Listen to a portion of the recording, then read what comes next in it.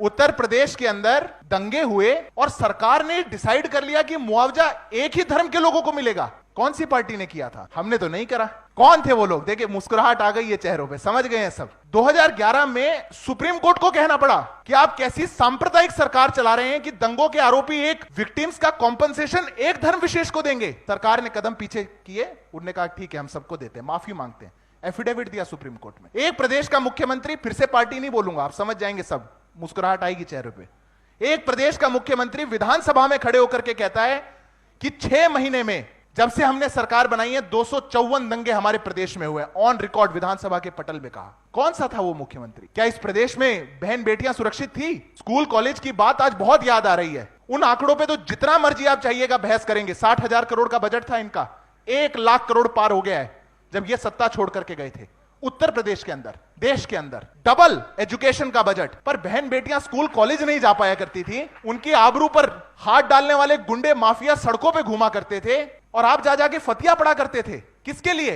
ऐसा pseudo secularism नहीं चाहिए हम। एक भारत सरकार की नीति बताइए जिसने धर्म के आधार पर किसी को भी डिस्क्रिमिनेट किया हो। एक नीति 10 साल में। अरे भ्रम और झूठ की भी तो कोई उम्र होगी। हम तो पहले दिन से यही सुनते आ रहे हैं, भाजपा आ गई तो देश को निकाल दिया जाएगा, भाजपा आ गई तो को ऐसा कर दिया जाएगा, ये तो कंसंट्रेशन कैंप में डाल देंगे। क्या हुआ 10 सालों में? क्या हुआ 10 सालों में? उत्तर प्रदेश में दंगे होने बंद हो गए। गरीब मुसलमान, गरीब हिंदू, वो आज चैन के साथ अपनी जिंदगी को जी रहा है। जब देश के अंदर सब समान विकास की बात हुई, बहुत लोगों को कठिनाई हुई। आप मुझे एक बात बता दीजिए, ये मैं कैसे मान लूं, और मैं एक युवा हूं, मैं कैसे मान लूं इस बात को कि 14 अप्रैल को भारत सरकार आचार संहिता लगने से 1 सप्ताह पहले वो ये कहते हैं कि लुटियंस दिल्ली की 123 प्रॉपर्टियां एक धर्म विशेष के को दे दी जाए। मैं कैसे मान लूं इस बात को? कहां लिखा है संविधान के अंदर कि कोई सरकार ऐसा कर सकती है? अपीसमेंट की भी तो कोई लिमिट होगी, कोई तुष्टीकरण की भी तो लिमिट होगी, कोई तो बात होगी। पर जिनको पता है मात्र चुनाव जीतने के कॉन्फिडेंस का, वैसे तो अभी जैसी बातें भाई साहब कह रहे थे, उनने कहा था बड़ा गुरूर था कम हो गया, बड़ा घमंड था कम हो गया। मुझे लगता है आजकल हारने में भी जश्न मनाने लग गए हैं, क्योंकि हमने तो तीसरी बार सरकार बना ली। हमने तीसरी बार सरकार बना के इस देश में इतिहास रच दिया। 50 साल बाद ऐसा हुआ कि एक प्रधानमंत्री ने तीसरी बार अपनी शपथ ली। पहली बार ऐसा हो रहा है कि उत्तर प्रदेश में एक मुख्यमंत्री 10 साल लगातार पूरे करने जा रहा है, पर इनकी दुनिया कहीं और चलती है, क्योंकि कॉन्फिडेंस कहीं और है।